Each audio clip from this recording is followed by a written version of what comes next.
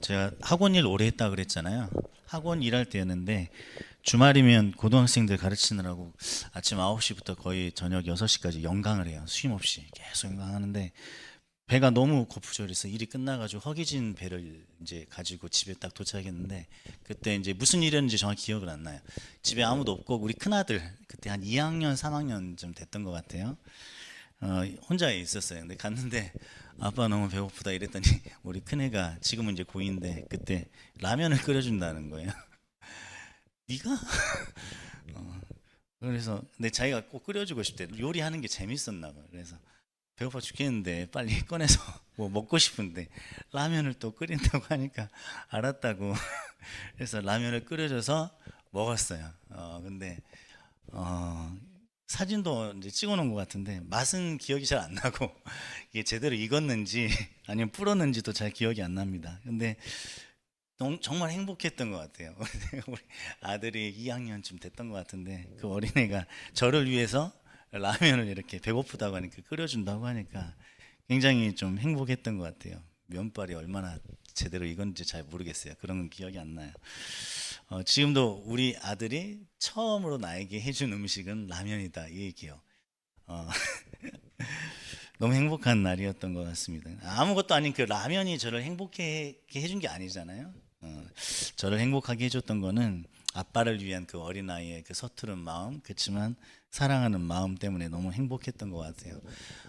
온 우주를 창조하신 하나님께서 다윗에게 성전을 지으라고 했잖아요. 하나님은 어떤 공간에 갇혀 계신 분이 아닌데, 근데 다윗이 이제 그렇게 자기는 왕궁을 지어놓고 행복하게 사는데 하나님은 성막이라고 이렇게 천막 같은 데서 사시니까 마치 저희 아들이 저에게 라면을 끓여주는 것처럼 그 하나님에게 제가 좀 왕궁을 지어드리겠다고 했던 그 마음을 하나님이 기쁘게 좋게 여기셨다고 성경에 나와 있습니다. 음, 그 마음 때문에 기뻐하셨던 거죠. 그리고 마침내 아들 솔로몬을 통해서 성전이 완성이 됐고 그랬습니다. 그리고 성막도 마찬가지였지만 이 성전은 하나님이 이스라엘 백성하고 함께 하신다는 것을 상징하는 것이었어요. 모세 시대 때는 하나님을 뵙고 싶으면 뵐 수 있는 것이 아니었어요. 하나님은 언제나 가리워 계셨고 하나님이 부를 때만 모세가 가서 하나님을 뵀죠. 근데 이제 성막이 만들어지고 나중에 성전이 만들어지면서 이스라엘 백성이 하나님께 찾아올 수 있는 통로를 열어주신 것이죠. 그래서 굉장히 하나님의 또 은혜라고도 볼 수 있는 것인데 그렇게 성전을 통해서 하나님께서 내가 너희와 함께 하겠다라는 것을 보여주셨습니다. 근데 얼마나 걸렸다고 성경에 나왔나요 혹시? 7년. 큐티를 하고 계신 분들은 아마 본 적이 있으실 거예요. 7년이 걸렸습니다. 물론 그때 당시 건축 기술이나 이런 걸 고려하면 그게 아주 긴 시간은 아니었을지 몰라요. 하지만 7년이라는 시간은 결코 짧은 시간은 아니죠. 오랜 기다림, 그다음에 수많은 사람들의 수고와 노력이 있었던 성전이었습니다. 성전 건축을 위해서 지난 시간에 말씀드렸듯이 재료 확보도 해야 됐고 기술자도 불러와야 됐고 짐꾼만 7만 명이었대요. 7만 명. 그냥 단순히 나르는 일만 하는 사람이 그리고 돌 뜨는 자 필요한 돌을 이렇게 떨어뜨려내서 옮기는 자가 또 8만 명이었다고 합니다. 엄청난 사람들이 동원되었어요. 또 그들을 먹이고 입히는 데 쓰이는 돈도 굉장히 많았을 거라고 생각이 됩니다. 그리고 또 그 사람들을 또 관리하는 사람들도 또 필요했겠죠. 성경에는 단지 7년이 걸렸다고 간단하게 나왔지만 그 7년의 시간 속에 굉장히 많은 이야기들이 들어가 있습니다. 최고급 목재인 백향목으로 내부를 꾸미고 성소를 만들고 지성소를 만들고 물두멍도 만들었습니다. 어느 것 하나 대충 만든 게 없어요. 정확한 치수대로 재료와 위치를 신경 쓰면서 모든 것을 만들어 나갔습니다. 굉장히 수고스러운 일이었고 하나님의 지혜를 얻어서 진행됐던 일이었습니다. 그 긴 시간 중간에 멈추지 않았어요. 성전을 건축하기 위해 그들의 최선을 다한 노력들이 있었습니다. 7년이라는 시간은 정말 많은 것을 말해주죠. 7이 완전한 숫자라는 그 신학적 의미를 가지다고 말할 수도 있지만 성전이 건축되는 데는 굉장히 오랜 시간이 걸렸고 쉽지 않은 여정이었고 굉장히 크고 작은 많은 문제들을 해결했어야만 했을 것이에요. 우리가 가진 상식으로 모두 짐작할 수 있는 일들입니다. 그 모든 의미들이 이 7년이라는 시간 안에 담겨져 있죠. 솔로몬 자신이 이 성전을 주도했잖아요. 하나님을 위해서 내가 집을 짓는다. 온 우주를 창조한 신을 위해서 그 하나님이 머물 곳을 다른 사람이 아니라 내가 그 집을 짓는다. 굉장한 자부심이 있을 수 있어요. 아버지도 못하셨던 일, 아버지에게도 허락되지 않았던 일이에요. 자기에게 허락돼서 자기가 그 모든 성전 건축을 주도했고 그것을 완성했습니다. 완공 후에 성취감을 느낄 수 있었겠죠. 오랜 수고와 기다림 끝에 이루어진 일이기 때문에 자축을 할 수도 있었어요.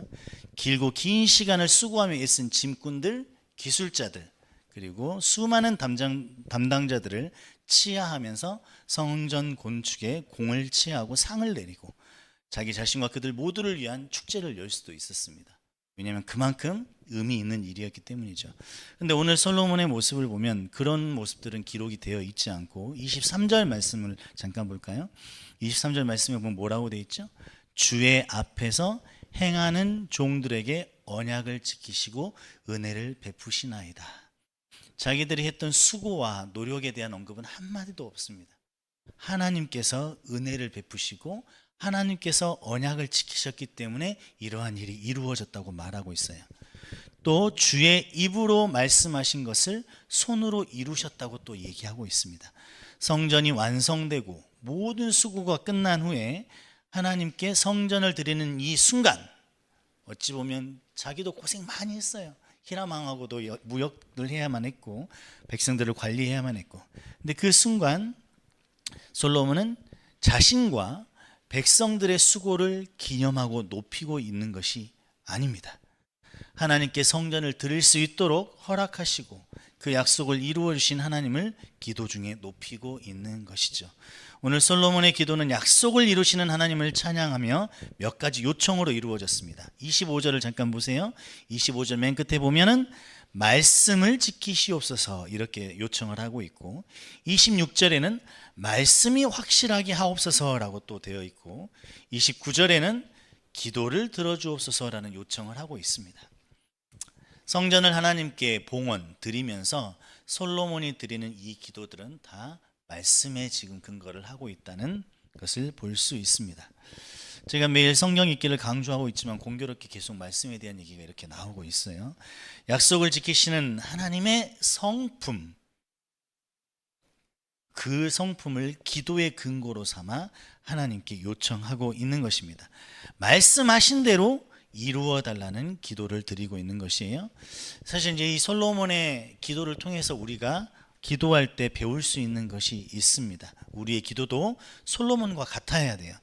우리의 욕심이나 또 우리의 필요를 채우기 위해 우리는 간절히 기도합니다.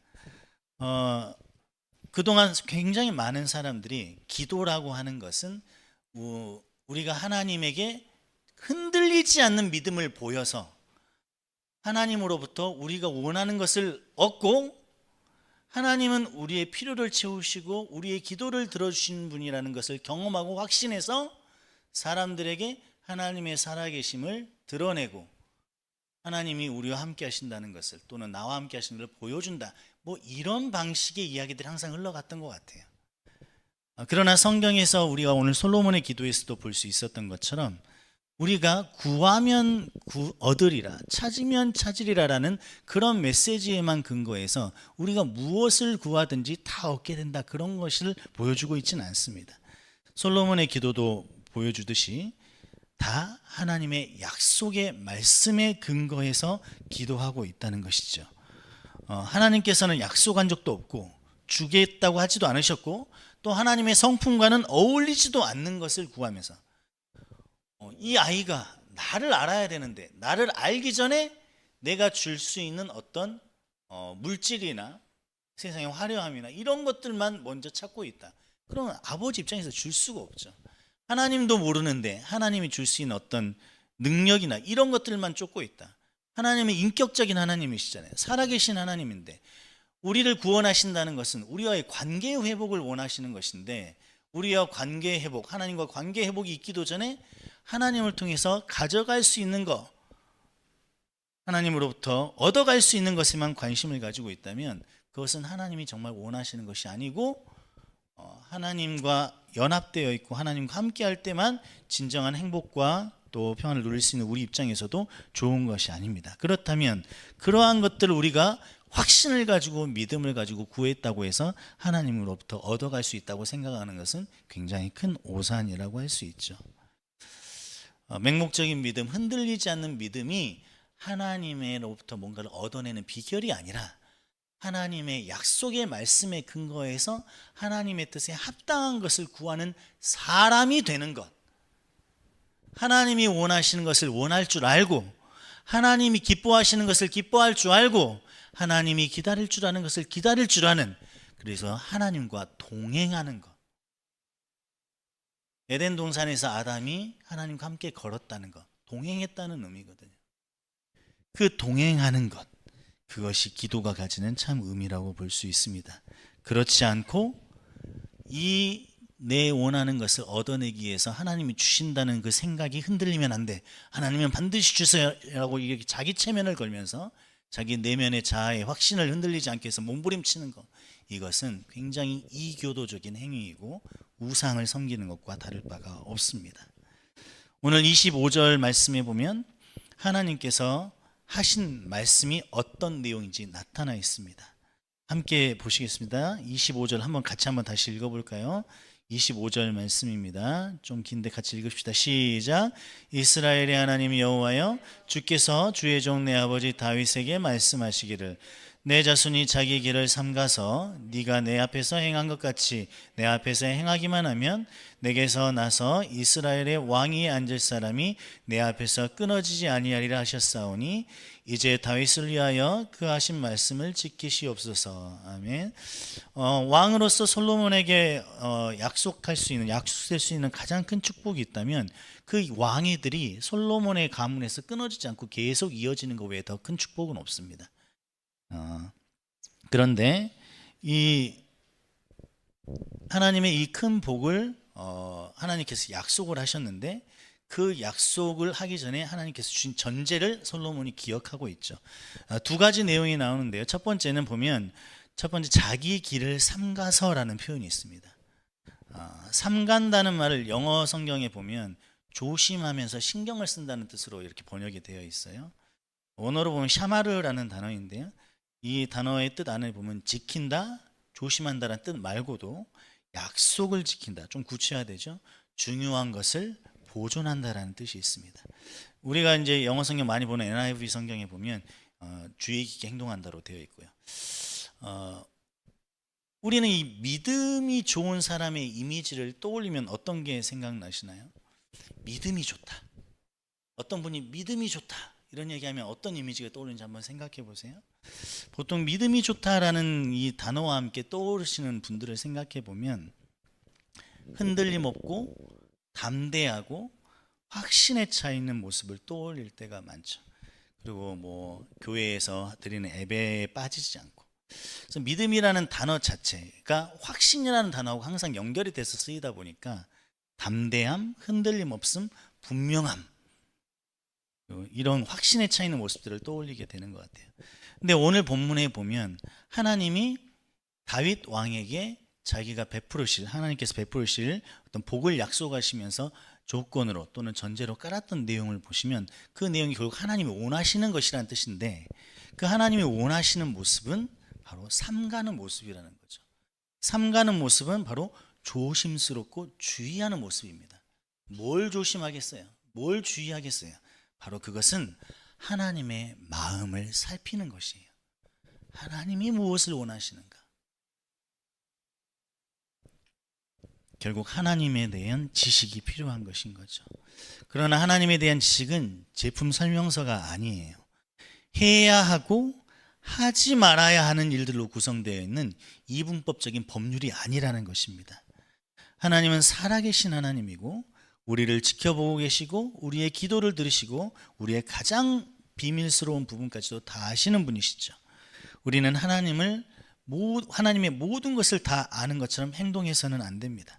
우리 하나님은 우리에게 미션을 주면서 미션을 완성하는 지시자로 계시는 것이 아니에요. 우리가 살아가는 다양한 환경 속에서 하나님이 기뻐하시는 것이 무엇일까를 고민하고 주의해야 됩니다. 어떤 경우에는 그 사람에게 돈을 주어서 도와주는 것이 하나님의 뜻일 수 있지만, 어떤 경우에는 그 사람이 철저하게 외롭고 좌절하도록 내버려 두는 것이 하나님의 뜻일 수 있어요. 왜냐하면 하나님이 원하시는 것은 결국 구원이시고, 구원은 하나님과 동행하는 것이고, 하나님과 동행하기 위해서는 하나님의 마음을 알아야 되기 때문인 것이죠. 우리의 관심은 늘 해야 되나 아니면 하지 않아도 되냐, 여기에 머물러 있는 경우가 굉장히 많아요. 사랑하는 가족 또는 사랑하는 연인 또는 정말 친한 친구 관계에서 해야 되나 말아야 되나로 접근하는 사람은 거의 없습니다. 상대방의 마음이 중요하기 때문이죠. 마음과 마음이 만나는 관계이기 때문에 그렇습니다. 그런데 하나님 앞에서는 어떻습니까? 우리는 늘 방어 기제가 발동해요. 이거 해야 되는 건가? 예배 드려야 되는 건가? 아니면 주일날 예배 드리는 거니까 이 예배는 빠져도 되는 건가? 봉사해야 되는 건가? 봉사를 다 할 수는 없는데 그러면 이건 안 해도 되는 건가? 그래도 괜찮은 건가? 이렇게 하면 잘못된 건가? 수없이 우리는 옳고 그름으로 우리의 행동을 결정하기 위해서 발버둥을 쳐요. 그것이 때로는 우리를 정죄하기도 하고 괴롭히기도 하고 피곤하기도 하고 낙심하게도 만듭니다. 우리가 신경 써야 될 것은 무엇일까요? 우리는 하나님이 무엇을 기뻐하실까 고민하면서 하나님을 우리가 사랑하는 대상으로 삼아야 되는데, 그런 관계로 만나야 되는데 우리는 그렇게 하지 못하고 하나님을 우리의 자꾸 재판장으로 만들어요. 재판관으로. 저 이거 했잖아요. 이거는 안 해도 되는 거니까 안 했습니다. 뭐라고 하지 마세요. 저 아무 잘못 없죠?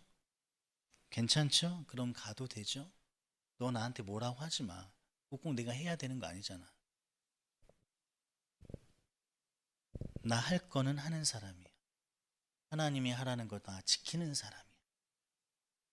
마치 하나님을 법률적인 관계에서 서로 계약한 사항을 잘 이행했는지 확인하는 관계로 늘 하나님을 대하는 경우가 많아요. 구원의 문제도 마찬가지입니다. 어떻게 하면 구원을 얻는지 궁금해하는 것은 당연해요. 근데 그 모습이 마치 천국에 들어가는 티켓을 살 수 있는지 궁금해하는 사람처럼 보일 때가 많습니다. 구원은 티켓을 사는 게 아니에요. 하나님과의 관계가 회복되는 것이죠. 예수 그리스도를 주님으로 모시고 우리의 머리로 삼고 그의 몸된 교회의 지체가 되어 그분과 한 몸을 이루는 것이고, 두렵고 떨림으로 이루어가는 것이 구원인데, 그리고 예수님을 인생의 주인으로 모시고 예수님이 걸어가신 보이신 그 길을 따라 걷는 것이 구원이에요. 그런데 우리는 마치 자판기에 얼마를 넣어야 구원이 나오냐고 하는 듯이 궁금해합니다. 도대체 예배를 드려야 구원이 나오는지, 성경을 읽어야 구원이 나오는지, 도대체 내가 뭘 하고 뭘 하지 못했고를 계산해서 도대체 어느 정도의 삶을 살아야 구원이 나오는지, 여러분 도대체 얼마까지 여러분이 넣을 수 있기에 그것이 궁금하십니까? 살아계신 하나님이신 예수 그리스도가 십자가에 달려 온몸이 찢기셨는데 도대체 그렇게 이룬 구원을 우리가 무엇으로 살 수 있다고 생각하십니까? 그 구원을 얻기 위해 무엇을 해야 되고 무엇은 안 해도 되고 라는 이 사고방식으로 언제까지 접근하실 겁니까? 구원을 위해 우리가 할 수 있는 것은 없어요. 뭐는 해야 되고 뭐는 안 해도 되고, 그래서 얻을 수 있는 구원이 아니라니까요. 구원은 완전한 선물이고 은혜예요. 그 은혜에 감사하고 감격해서 반응하면서 사는 것이 그리스도인의 삶인 것이죠. 여러분, 십자가의 은혜를 너무 많이 말하는데 이해가 안 되십니까? 알기를 구하십시오. 교회는 여러분의 구원의 확신을 만들어주고 구원의 확신을 갖도록 도와주는 곳이 아닙니다. 구원의 확신을 얻지 못하고 구원이 무엇인지 몰라서 철저하게 좌절하게 만드는 것이 교회예요. 그래서 하나님 앞에 엎드리게 만들어야 됩니다.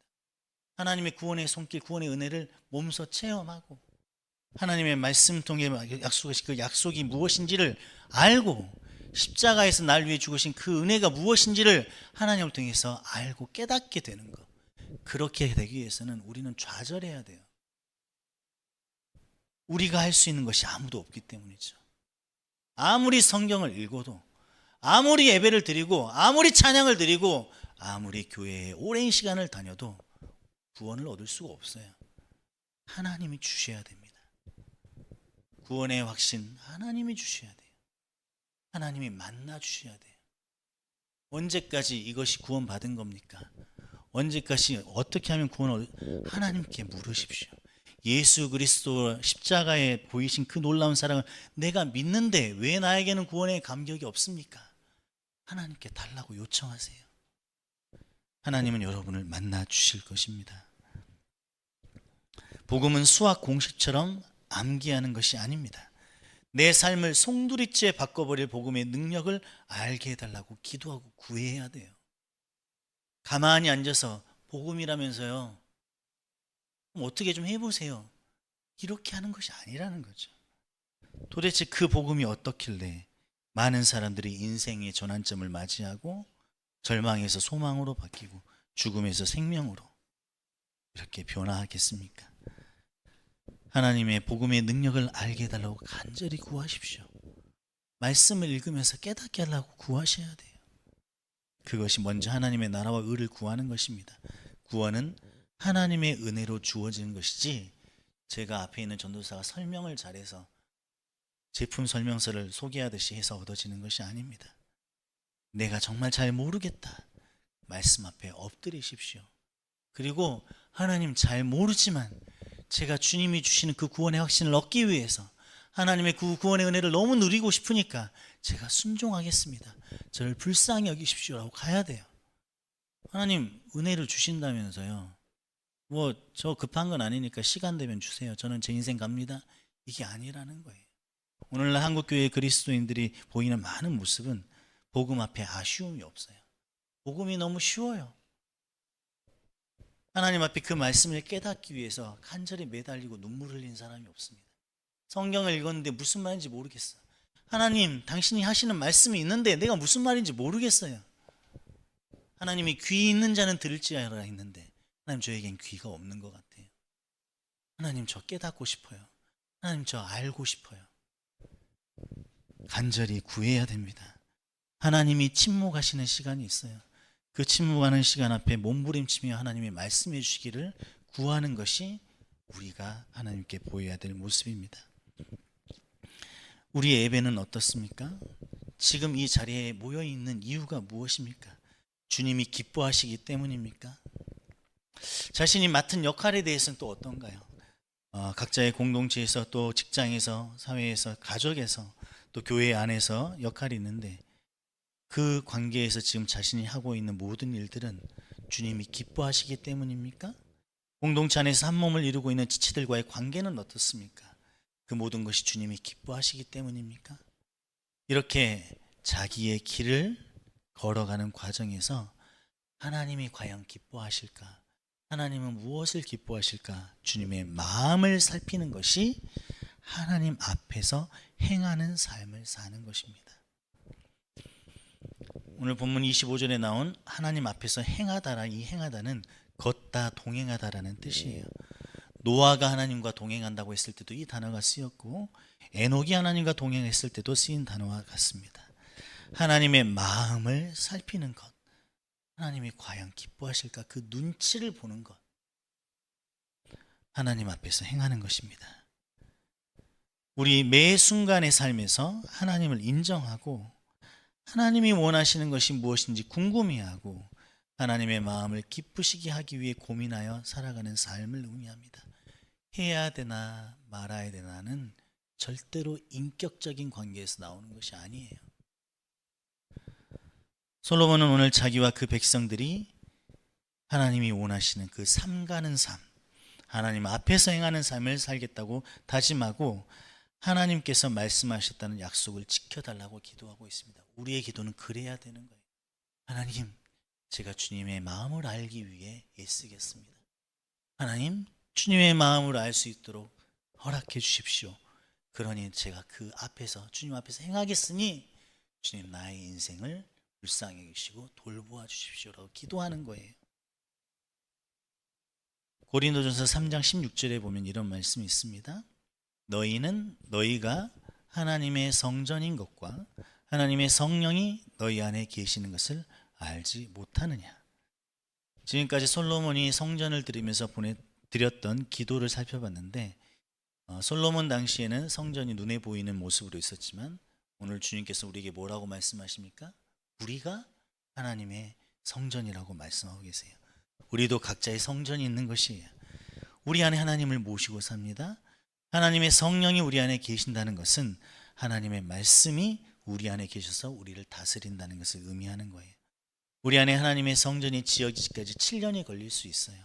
솔로몬 성전이 7만 명의 짐꾼과 8만 명의 돌뜨는 사람들이 필요했던 것처럼 우리 안에 하나님의 성전이 온전히 세워지기 위해서 수많은 수고와 시간과 아픔의 시간이 필요할 수도 있습니다.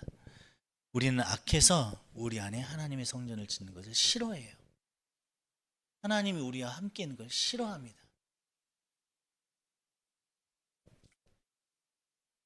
이 말이 느껴지는 날이 속히 오길 바랍니다. 그래서 우리 안에 하나님의 성전이 지어지는 이 시기를 견디지 못해요. 포기하기 쉽습니다. 하나님의 성전을 짓는 것보다는 그 뒤에 지어졌던 솔로몬의 화려한 왕궁을 먼저 짓고 싶어 하죠. 하나님의 성전이라고 하는 것은 영접기도 한번 따라했다고 지어지는, 몇 초 만에 지어지는 성전이 아니에요. 고통과 수고와 인내의 시간을 지나면서 지어집니다. 백향목이 와야 되고 벽돌이 와야 되고 치수를 재서 잘라야 되고 붓을 쌓아 올려야 했던 것처럼 우리의 인생의 수많은 벽돌들이 잘라져야 되고 새겨져야 되고 위치를 잡아야 되고 들어 올려야 되는 많은 경험들을 통해서, 그 시간들을 통해서 성전이 지어지는 것입니다.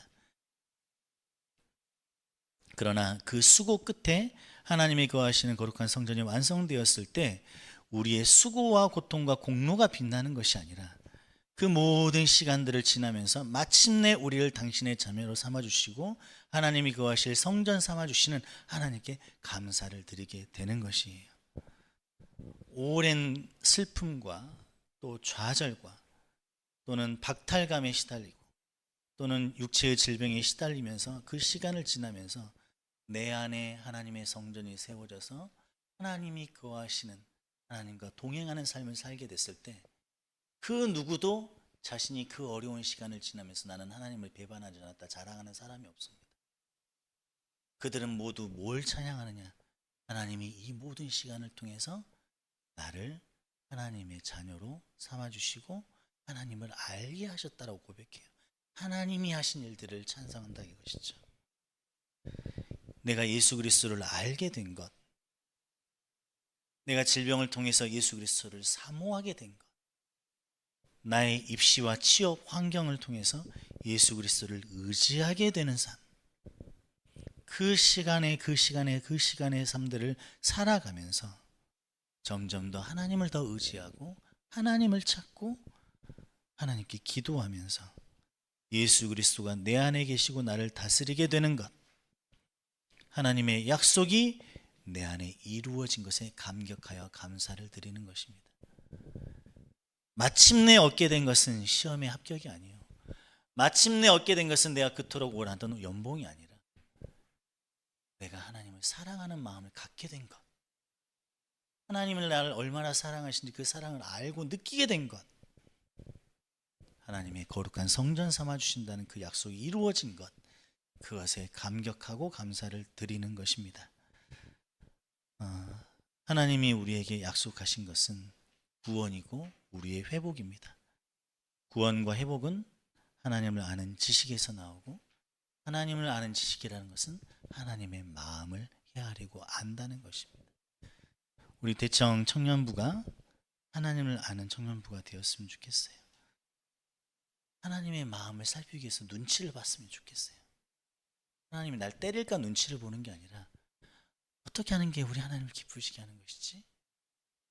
입시 요강을 들추고 취업 스펙을 들추고 이 시대가 요구하는 것들을 민감하게 캐치해서 세상에 반응하는 것보다 더 말씀 속에 나타나 있는 하나님의 수많은 계시들을 보면서 하나님이 원하시는 것이 바로 이것이구나.